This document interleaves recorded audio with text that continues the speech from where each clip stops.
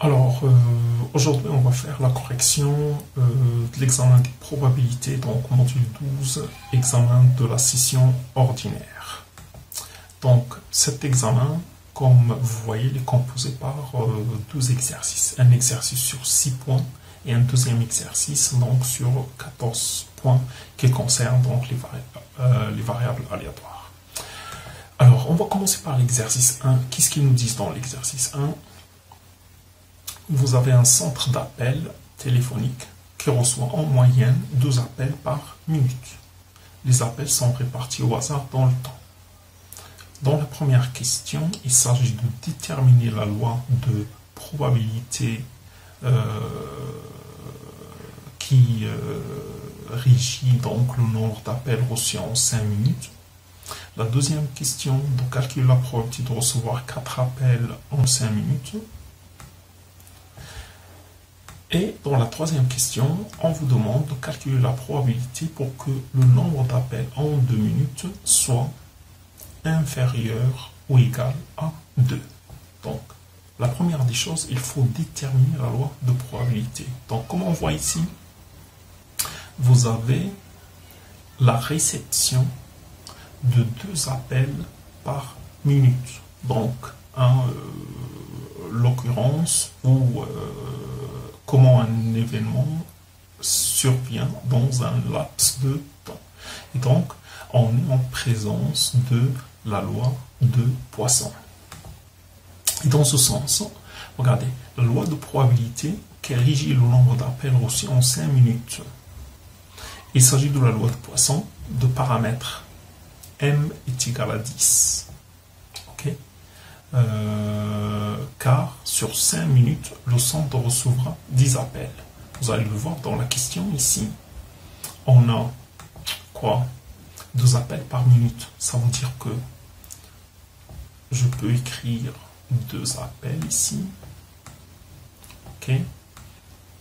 2 appels par minute.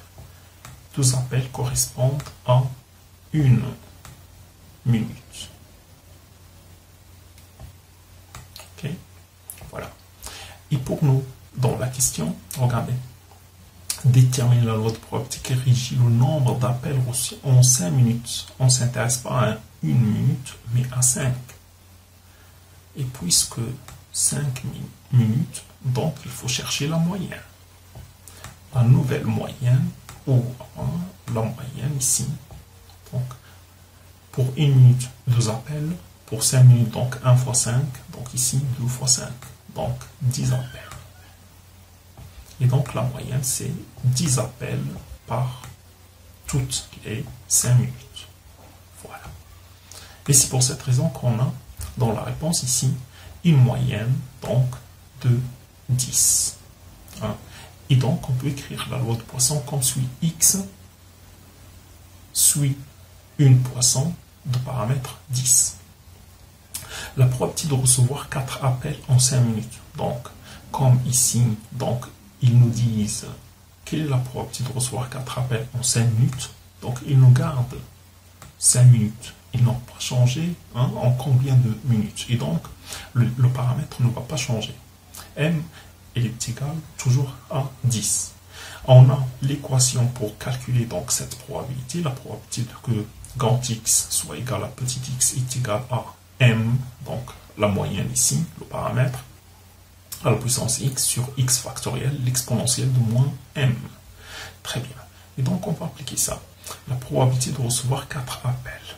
4 appels, donc petit x est égal à 4, c'est la moyenne qui est égale à 10, à la puissance x, x est égal à 4. 10 à la puissance 4 sur 4 factoriel, l'exponentielle de moins m, de moins 10. Et donc, 10 à la puissance 4 sur 4 factoriel, ça nous donne 416,67. Et l'exponentielle de moins 10, ça nous donne donc cette valeur-là, 0,00045 399. On multiplie, et donc ça nous donne 0,01892. Très bien, donc on a répondu à cette question. Qu'est-ce que nous disons? La question 3. Quelle est la probabilité que le nombre d'appels en 2 minutes soit inférieur ou égal à 2? Donc, il s'agit d'appliquer la même équation, mais cette fois-ci, regardez, ils ne disent pas en 5 minutes, ils nous disent en 2 minutes. Donc, il faut trouver ici la nouvelle moyenne. Ça veut dire, en 2 minutes, quel est le nouveau paramètre de la loi de Poisson? 2 minutes, ça veut dire 4 appels. Voilà. 4 appels. 4 appels. Et donc, la nouvelle moyenne, M, elle est égale à 4. Très bien. La probabilité que le nombre d'appels en 2 minutes soit inférieur ou égal à 2, donc, on prend une nouvelle variable y, qui conserve le nombre d'appels en 2 minutes. Donc, y va suivre une Poisson de paramètres de moyenne M est égal à 4. Le nombre d'appels en 2 minutes soit inférieur ou égal à 2. Et donc, on calcule cette probabilité. C'est la probabilité que y soit inférieur ou égal à 2. Qu'est-ce que c'est qu'inférieur ou égal à 2? Ça veut dire que y peut... c'est le fait de ne recevoir aucun appel, ou bien recevoir un seul appel, ou bien recevoir 2 appels. Soit inférieur ou égal à 2. Et inférieur ou égal à 2, donc on intègre 2. Très bien. La probabilité de y est égale à 0, on applique la formule pour y est égal à 0. Donc la nouvelle moyenne, m est égale à 4. Donc c'est 4 à la puissance x. Et x, c'est 0 ici. Donc 0 sur 0 factoriel, l'exponentielle de moins 4. Plus la probabilité de y est égale à 1. Et donc, petit y ou petit x, il est égal à 1 ici. Et donc, toujours 4, m à la puissance x, 4 à la puissance 1 sur 1 factoriel, l'exponentielle de moins 4. Plus 4 à la puissance 2, puisque y est égal à 2. Petit x ou petit y, donc 2 sur 2 factoriel, l'exponentielle de moins 4. Très bien. Donc je vais mettre en facteur l'exponentielle de moins 4. L'exponentielle de moins 4 fois 4 à la puissance 0 sur 0 factoriel est égal à 1. Et donc 1 plus 4 à la puissance 1 sur 1 factoriel 4.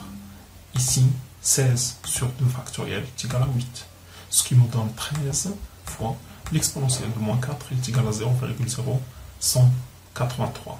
Et ça me donne 0,2379. Je peux dire que ceci est égal à 23,80%. Très bien, donc j'ai répondu aux différentes questions des premiers exercices. J'ai 6 points. Je passe à l'exercice 2 qui est sur 14 points. L'exercice 2, vous avez 2 variables aléatoires discrètes. La distribution jointe de probabilité se définit comme suit. Donc, vous avez x qui prend les valeurs 0, 1 et 2, y qui prend les valeurs moins 2, moins 1, avec les probabilités, donc 4K, 5K, 6K, etc. On vous demande de déterminer premièrement la valeur de K et justifier votre réponse. Deuxième question, il s'agit de trouver la probabilité de x égale à 1 intersection y égale à moins 1 et la probabilité de x supérieure ou égale à 1 intersection y inférieure ou égale à moins 2, de donner les lois marginales de x et y, de calculer l'espérance de x, la variance de x, l'espérance de y, variance de y et vérifier la dépendance du couple x-y, toujours en justifiant votre réponse.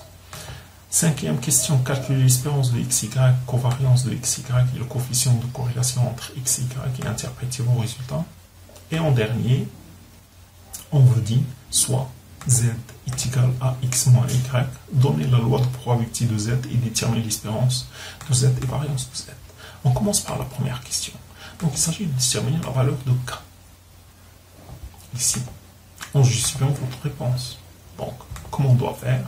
Donc la première chose, ce qu'il faut savoir, c'est que la somme des probabilités est égale à 1. Et donc, 4K, plus 5K, plus 6K, plus 2K, plus 3K, plus 4K doit être égal à 1.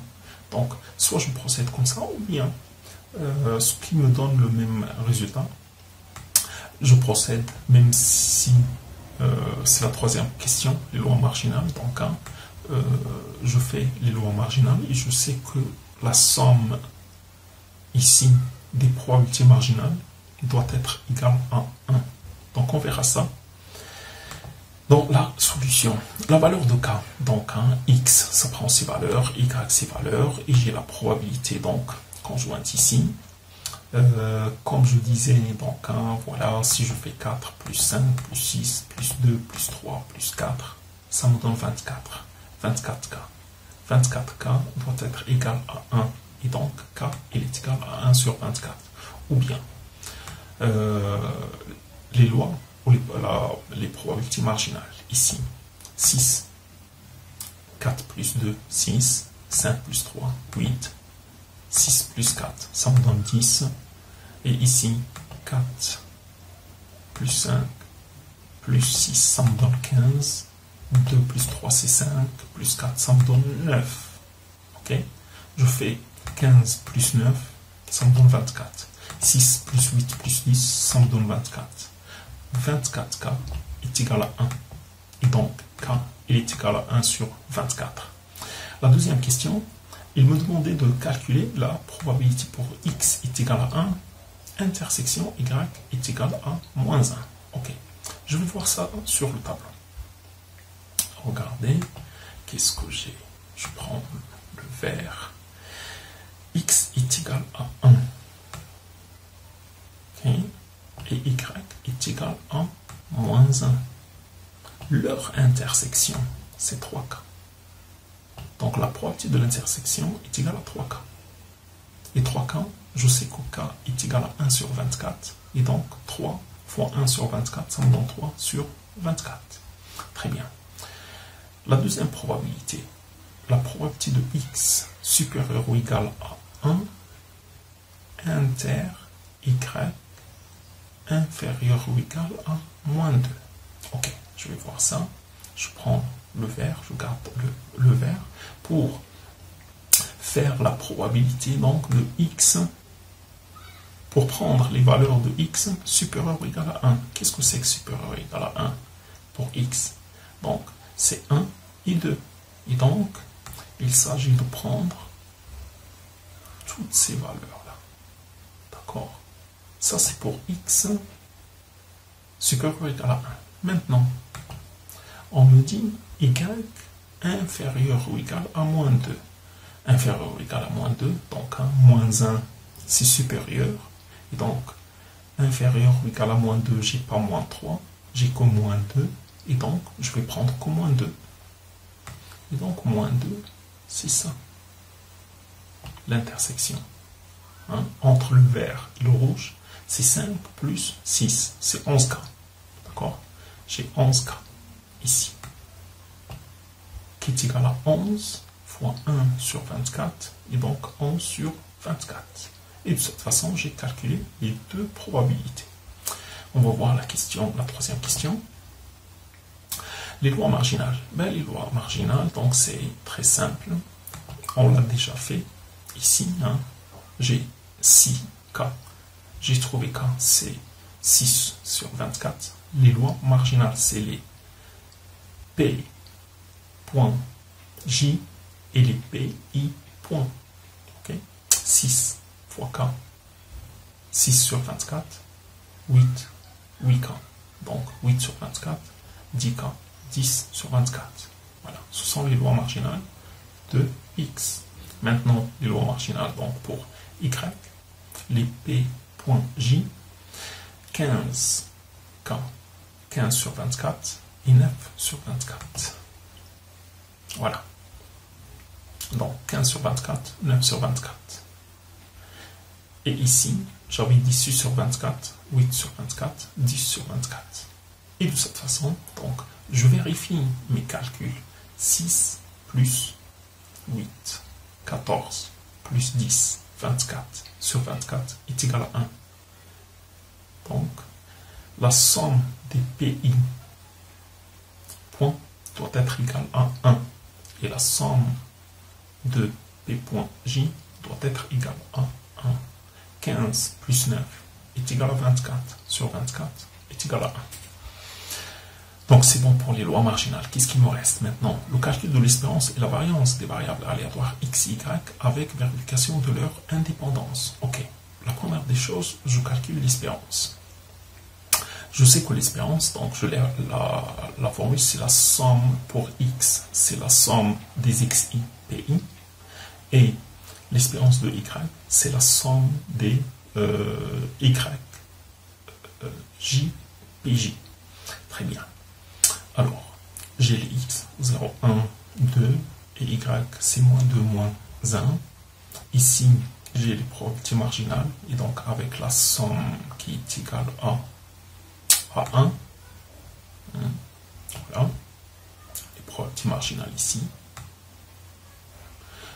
Moi, qu'est-ce qu'il me demande de faire? On me demande de calculer l'espérance. Donc l'espérance, la formule, c'est celle-ci. Et du coup, pour x, et donc x, je prends les valeurs de x et je les multiplie par les PI. Qu'est-ce que c'est que les PI? C'est ça, hein, les probabilités donc de x. Et donc, c'est 0 fois 6 sur 24 plus 1 fois 8 sur 24 plus 2 fois 10 sur 24, ça me donne 28. Ça me donne 28 sur 24, qui est égal à 1,1667. Maintenant, je calcule l'espérance de y. Qu'est-ce que c'est que l'espérance de y? C'est la somme, voilà, la formule est là, c'est la somme des PJ, YJ. Qu'est-ce que c'est que les PJ? Donc, hein, ce sont ces probabilités-là, multipliées par les YJ. Les YJ, c'est moins 2, moins 1. Donc, moins 2 fois 15 sur 24, plus moins 1 fois fois 9 sur 24. Ce qui me donne moins 39 sur 24. Et qui est égal à quoi? À moins 1,625. Voilà. J'ai calculé l'espérance et j'ai calculé l'espérance de x et j'ai calculé également l'espérance de y. Je dois vérifier maintenant l'indépendance des variables. Comment faire? Et donc, c'est la formule suivante que je dois appliquer. Je l'ai, ah oui. Voilà. Et là, quelque part là. Non. Ok. Est-ce que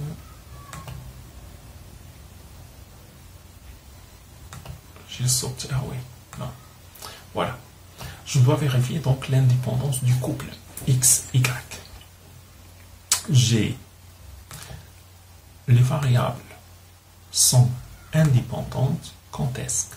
Quand la probabilité de l'intersection est égale au produit des probabilités.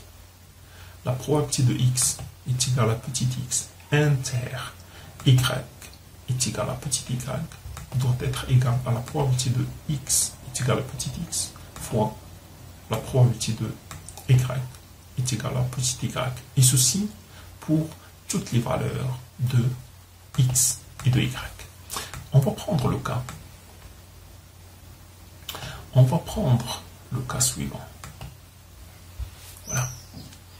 X est égal à 1, y est égal à moins 1. Et donc, est-ce que la probabilité de x est égale à 1 inter y est égal à moins 1, elle est égale au produit des deux probabilités.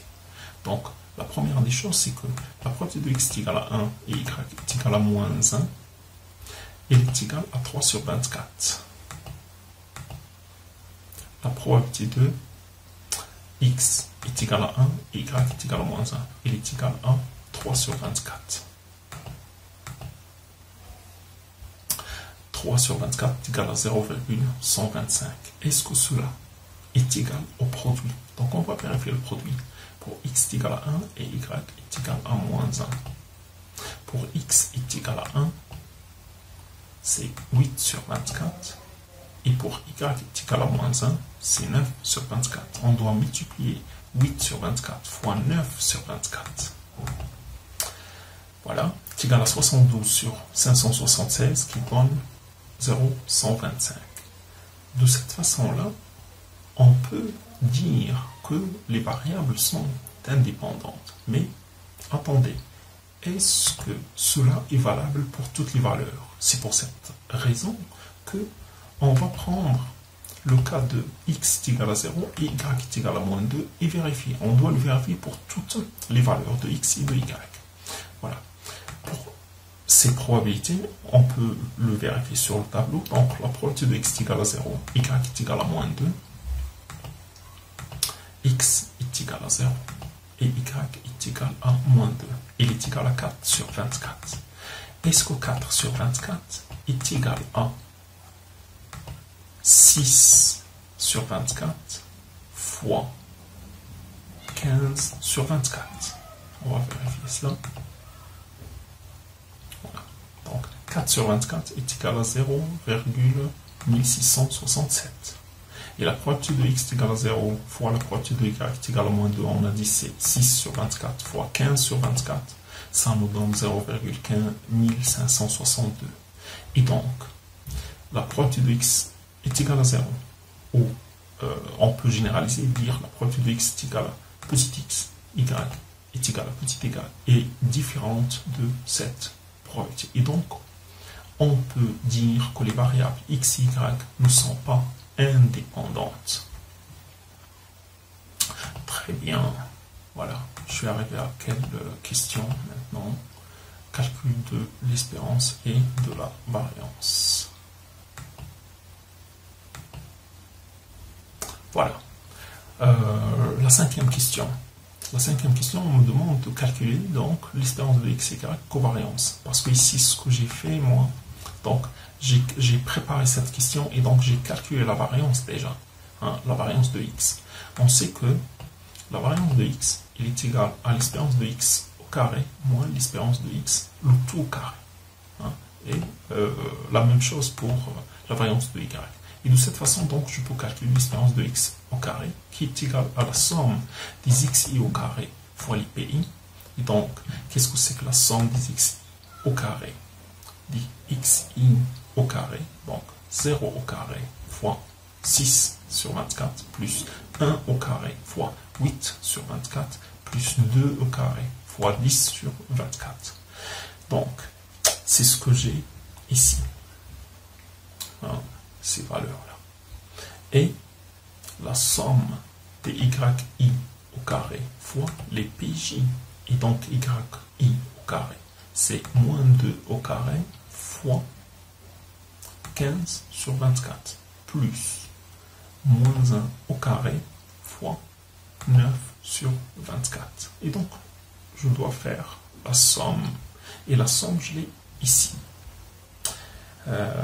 Cette somme, donc je vais la mettre en vert. Hein, 60 plus 9 sur 24. La somme des yi au carré pj, ça me donne cette valeur-là. Et la somme des xi au carré fois pi, ça me donne donc 0 plus 8 sur 24 plus 40 sur 24. Ce qui me donne donc 48 sur 24. Une fois que j'ai calculé cela, donc 48 sur 24 c'est 2, 69 sur 24 c'est 2,875. Donc la variance, j'ai la formule, je n'ai qu'à l'appliquer puisque j'ai déjà calculé l'espérance de x et donc je peux mettre l'espérance de x au carré. Ça me donne donc la variance de x, c'est l'espérance de x au carré. Je l'ai calculé, il est égal à 2. Donc j'ai 2 moins l'espérance de x, le tout au carré. L'espérance de x, si vous vous rappelez, on avait trouvé 1,1667, le tout au carré, ce qui nous donne 0,63. Donc de cette façon, j'ai calculé la variance de x. Je peux calculer maintenant l'écart type. C'est la racine carrée de la variance. Ça me donne 0,1667. 7993. Et la variance de y, de la même façon, je procède de la même façon pour la calculer. Je vais retrouver 0,2344. De cette façon, je peux calculer l'écart type. Ok, j'ai préparé cela pour pouvoir calculer la covariance. Donc, la première des choses, je dois calculer l'espérance de xy. L'espérance de xy, elle est égale à quoi? C'est la somme sur le repère, donc des i, et la somme sur les j de x fois y, fois la probabilité de l'intersection donc des variables, fois la probabilité de x est égale à petit x inter y, grand y est égal à petit y. Ok, je vais prendre les valeurs de x, ils sont là, et les valeurs de y, ils sont là. Okay. Et qu'est-ce que je dois faire? Multiplier les xi, x sur i, y sur j, donc les xi, y, j, fois la probabilité de l'intersection. Qu'est-ce que c'est que cela? C'est le fait de dire moins 2 ou bien 0 fois moins 2 fois 4 sur 24 plus 0 fois moins 1 fois 2 sur 24, etc. Donc c'est ce que je fais ici. Moins 2 fois 0 fois 4 sur 24 est égal à 0. Et donc 0 fois moins 1 fois la probabilité de l'intersection est égal à 0.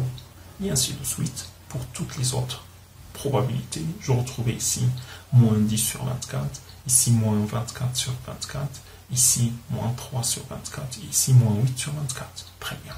L'espérance de x et y, donc, c'est la somme de toutes ces probabilités.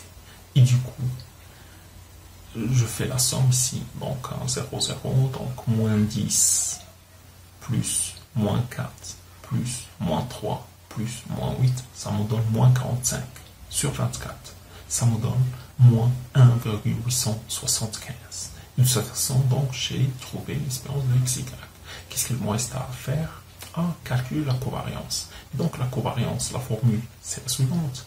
C'est l'espérance de x, y moins l'espérance de x fois l'espérance de y. Et donc, c'est moins 1,875. Ce que j'ai ici, moins l'espérance de x fois l'espérance de y. Je les ai déjà calculés. L'espérance de x, c'est 1,1667. Et l'espérance de y est égale à moins 1,625. Je fais donc cette somme, ça me donne 0,021. Et donc la covariance est égale à 0,021. La covariance, elle est positive, ce qui veut dire que les deux variables vont évoluer ou évoluent dans le même sens. Maintenant, il me faut calculer le coefficient de corrélation. Le coefficient de corrélation est égal à la covariance de x, y sur l'écart type de x fois l'écart type de y. Je les ai déjà préparés, je les ai déjà calculés, donc les écarts types. Je n'ai qu'à reformuler ça comme suit. Le coefficient de corrélation est égal à 0,021 sur quoi? Sur l'écart type de x fois l'écart type de y, qui est égal à 0,021 sur 0,3869, ce qui me donne 0,0543. Je regarde, donc j'observe que cette valeur est positive, le coefficient de corrélation est positif, donc je peux interpréter les choses comme ça, dire que plus x augmente, plus y va également augmenter. Et concernant donc le coefficient de corrélation, généralement pour l'interprétation, on peut dire ici que dans ce sens-là, plus x augmente, plus y augmente, pour un coefficient de corrélation qui est positif. Mais supposons, si on avait par exemple le coefficient de corrélation qui est égal à 0, on peut dire que x n'a aucune influence sur y.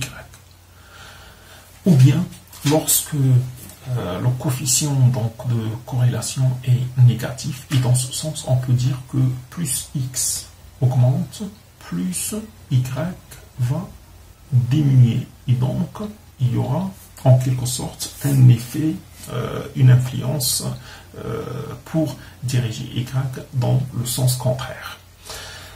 Ok, allez, on passe à la dernière question, donc qui concerne la loi de probabilité de z. Et dans ce sens, pour z est égal à x moins y, ce qu'il faut calculer donc l'espérance de z et également la variance de z. Il faut déjà trouver les valeurs de z. Comment on fait pour trouver les valeurs de z? Ben, tout simplement, on va prendre x et y. X ici est égal à 0, est égal à 1, est égal à 2. Et y ici est égal à moins 2, y est égal à moins 1. Ça, il faut supprimer. Je vais le faire. Donc, pour y ici, donc cette case, on n'a rien à faire avec. Très bien. Et dans ce sens, là, x est égal à 0. 0 moins moins 2, c'est 2. 0 moins moins 1, c'est 1. 1 moins moins 2, donc c'est 3. 1 moins moins 1, c'est 2. 2 moins moins 2, c'est 4. 2 moins moins 1, c'est 3. Ok. Et donc, z va prendre les valeurs 1, 2, 2, vous remarquez qu'on l'a deux fois. 3, on l'a deux fois. Et 4, on l'a une seule fois. Donc, z va prendre 1, 2, 3, 4. Très bien. Ok, il faut maintenant trouver la probabilité ou la loi de z. Donc, 1, 2, 3 et 4. Pour 1, c'est la probabilité correspondante est de 2 sur 24. Pourquoi? Parce que pour 1, la probabilité de z est égale à 1, c'est la probabilité de l'intersection entre x est égal à 0 et y est égal à moins 1. On vérifie sur le tableau précédent, on trouve 2 sur 24. Mais pour 2, vous le remarquez ici, on l'a deux fois. Et donc, c'est la probabilité de l'intersection de x est égal à 0 et y est égal à moins 2. Sur le tableau, c'est 4 sur 24, plus la probabilité de x est égal à 1, intersection y est égal à moins 1. Sur le tableau précédent, il est égal à 3 sur 24. Donc 4 plus 3, c'est 7 sur 24. Et de cette façon, on a retrouvé la probabilité pour 2. Et on va faire la même chose pour 3 et pour 4. Pour 3, on retrouve 9 sur 24. Et pour 4, on retrouve 6 sur 24. Ok. La somme des PI, Z, I, qui sera nécessaire donc, pour calculer l'espérance de Z. Et la somme de PI, Z et au carré qui sera également nécessaire pour la variance. Alors, on commence déjà par l'espérance. Donc, la somme des PI, Z, I, ici, donc PI, Z, I, c'est PI, Z, I, 1 fois 2 sur 24, ça me donne 2 sur 24. 2 fois 7 sur 24, ça me donne 14 sur 24. 3 fois 9, c'est 27 sur 24. 4 fois 6 sur 24, ça me donne 24 sur 24. Je fais la somme, je retrouve 67 sur 24. Et donc, l'espérance, elle est égale à, l'espérance de Z est égale à 2,7917. Concernant donc, ici, je cherche les valeurs là pour retrouver donc l'espérance de Z au carré. Pour pouvoir faire la variance de Z. La variance de Z est égale à l'espérance de Z au carré moins l'espérance de Z tout au carré. Voilà. Et donc, on reviendra à cela. On retrouve donc l'espérance de PI. Z est au carré. Z est au carré, c'est 1 au carré fois les PI. 2 au carré, c'est 4 fois 7. Ça me donne 24 sur 24. 3 à la puissance 2, c'est 9 fois 9 sur 24. Ça me donne 81 sur 24. 4 au carré, d'accord? 4 au carré fois quoi?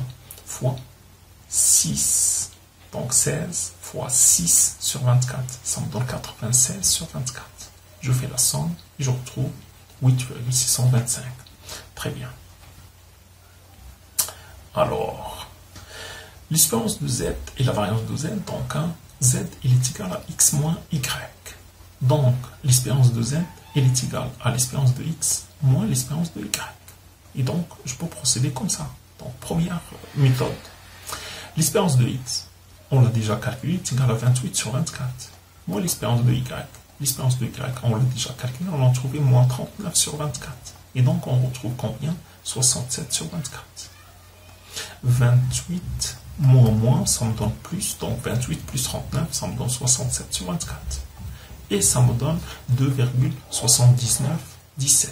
Je dois vérifier cela par la deuxième méthode. La deuxième méthode, c'est quoi? C'est l'espérance de z, qui est égale à la somme des pays ZI. Combien on avait retrouvé? 2,7917. La même valeur. Donc, nos calculs sont bons, sont exacts. Pour calculer la variance, la première méthode, est-ce que on m'a dit les variables x, y sont dépendantes ou indépendantes? Les variables x, y sont dépendantes. Ils ne sont pas indépendantes. Et donc, on ne peut pas appliquer cette formule. La bonne formule, c'est la suivante. C'est la variance de z est égale à dans le cas de variables dépendantes, ou dans le cas de variables qui ne sont pas indépendantes. Donc, la variance de z est égale à la variance de x plus la variance de y moins 2 covariances de x, y. Voilà. Et donc, comme on a déjà calculé la variance de x, on avait retrouvé 0,6388. La variance de y, on avait retrouvé 0,2344. Et la covariance, on l'a calculée également, on avait retrouvé 0,021. La variance de z, dans ce sens, elle est égale à la variance de x, 0,6388 plus 0,2344 moins 2 fois la covariance, 0,021. Combien on retrouve? On retrouve 0,83. Est-ce que nos calculs sont bons? On doit le vérifier avec une deuxième méthode. Vous vous rappelez donc de la formule? C'est la variance de z, elle est égale à quoi? Elle est égale à l'espérance de z au carré moins l'espérance de z tout au carré. On a calculé l'espérance de z au carré, si vous vous rappelez, combien on avait retrouvé? Donc 207 sur 24 qui est égal à 8,625. Donc on va prendre, pour faciliter le calcul, 207 sur 24. 207 sur 24 moins l'espérance de z au carré. L'espérance de z au carré. L'espérance de z, on l'a ici, c'est 67 sur 24 au carré. Ça nous donne ici 8,625 moins ici on retrouve 2,7917 tout au carré. Ça nous donne 0,83. C'est le même résultat qu'avec cette formule. Et donc, nos calculs sont justes. Très bien, donc on a fait la correction de tout l'examen de la session ordinaire. Comme vous voyez, donc l'exercice sur 6 points, on a vu, elle est extrêmement simple. Il suffit juste de connaître donc la formule de calcul de la loi de Poisson. Et l'exercice 2, donc sur les variables aléatoires également, on a appliqué tout ce qu'on a vu concernant l'espérance de x, l'espérance de y, le coefficient de corrélation et également la nouvelle variable z. Avec sa loi de probabilité, également le calcul de l'espérance de z et la variance de z. Très bien, donc à une prochaine vidéo. Au revoir.